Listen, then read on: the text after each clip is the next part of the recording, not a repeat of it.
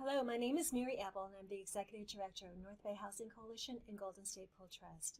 I'm here today to speak to you about how to pay rent if you're receiving SSI. Now, this information is just meant to be a guidance and is not a substitute for legal counseling. A common myth is a special needs trust or SNT cannot pay for food and shelter. In reality, a special needs trust can pay for food and shelter, but first you must follow a three-step process. And that is, step 1, find out exactly what benefits the beneficiary is receiving. Step 2, evaluate the consequence of the distribution on the benefits. And step 3, reporting to their proper agency. So we're going to go through these steps one by one. Step 1, finding out what benefits the individual is receiving. In most cases, maintaining eligibility for Medi-Cal is of primary importance. The first question that must be analyzed is whether we're subject to SSI or to Medi-Cal rules. For many beneficiaries, Medi-Cal eligibility is based on maintaining eligibility for at least $1 of SSI. Medi-Cal eligibility can also be maintained independently, and we'll touch on some other options in a moment.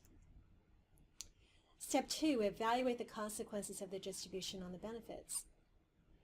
Payment of food or shelter from the trust will automatically reduce the beneficiary's SSI dollar for dollar, capped at what the SSA calls presumed maximum value, or PMV. In 2018, the PMV is $270. Now keep in mind this amount changes slightly each year. In some cases, a loss of $270 is a minor price to pay. However, in other cases, the reduction could be devastating, so it's critical to evaluate the consequences. Step 2, evaluating the consequence of the distribution on the benefits. Payment of food or shelter from the trust will reduce the beneficiary's SSI dollar for dollar, capped at what the SSA calls presumed maximum value, or PMV. In 2018, the PMV is $270. Now keep in mind this amount changes slightly each year. In some cases, the loss of $270 is a minor price to pay. However, in other cases, the reduction can be devastating. If an SSI beneficiary receives at least $1 in SSI, then the beneficiary will receive free Medi-Cal without a share of cost. There are other types of Medi-Cal as well. The aged and disabled federal poverty level Medi-Cal, the 250% working disabled program, share of cost Medi-Cal, and Medi-Cal waiver programs. Now, when you talk about payment of food and shelter, Social Security looks at 10 items specifically to see if it's being paid out of their trust.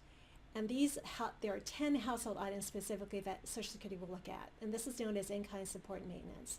Specifically, it's food, mortgage, real estate property, rent, heating fuel, gas, electricity, water, sewer, and garbage removal.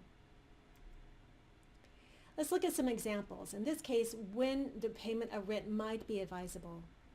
Now, Jane receives $910.72 in SSI. She wants Bob, her trustee, to pay $1,200 in rent out of her trust. Now, Jane understands that her benefits would be reduced by $270, the PMV, but she understands that the benefits of living in a decent apartment is worth the reduction of $270. An example of when rent may not be advisable. Jane again receives $910.72 in SSI. She wants, in this case, Bob, her trustee, to pay only $300 a month. Her benefits are going to be reduced by $270, meaning she receives very little benefit from having their trust pay their rent. An example where rent completely eliminates SSI.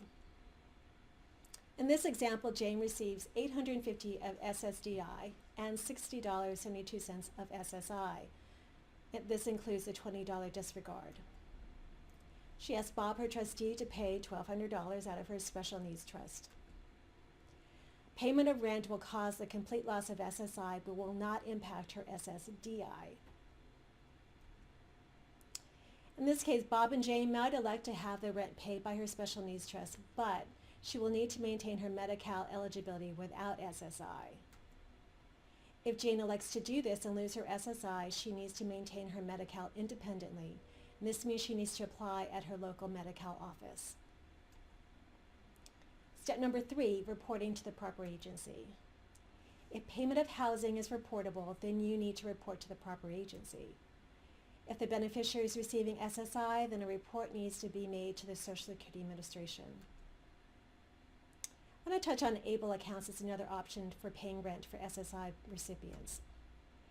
If the beneficiary was either receiving SSI or can show that he or she became disabled before the age of 26, then funds can be transferred to an ABLE account, and then the ABLE account can pay for the food or shelter without a reduction of SSI in certain situations.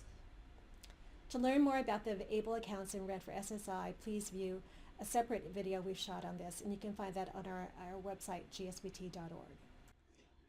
Thank you again for watching our video. My name is Mary Ebel, Executive Director of North Bay Housing Coalition and Golden State Pool Trust. Thank you again.